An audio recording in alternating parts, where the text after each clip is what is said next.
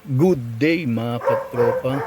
Sa video na ito ay magbibigay ako ng kaunting updates tungkol dito sa mga longfin danios na shinare ko sa inyo 2 weeks ago o 3 weeks ago na. Basta itong mga fry na to is more or less 3 weeks ago na sila.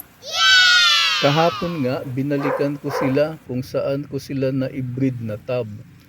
So ito yung nakita ko kung saan halos siguro kulang-kulang 1 cm na yung size ng mga iyan. Ang kukulit na nila lumangoy.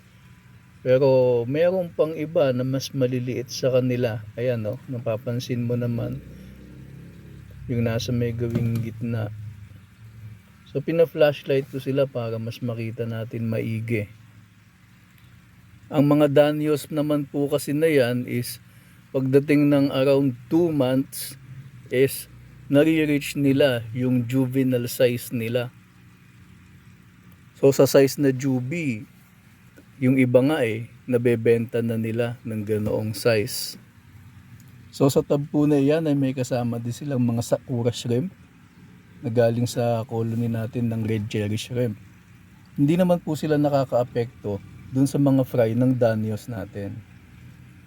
So sa ngayon, ang pinapakain ko pa rin sa kanila is yung decapsulated na baby brine shrimp dahil wala tayong time na magpa-hatch pa para ipakain sa kanila nung BBS na live.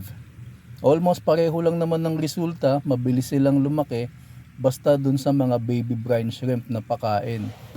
Pero sabi nila mas maganda yung live. Sa susunod na video siguro magbibigay ako ng live na BBS para maipakita ko din sa inyo. Pero ayan, basta magbaba ka ng pakain dyan, ang lilikot nila. Pagdating lang sa pagpapakain ng BBS, medyo nakakabutas ng bulsa, pero worth it naman dahil makikita mo na mabilis talaga silang lumaki kapag live foods or high protein foods. At dyan po nagtatapos ang maiksing video ko. Hanggang sa muli po. Thank you.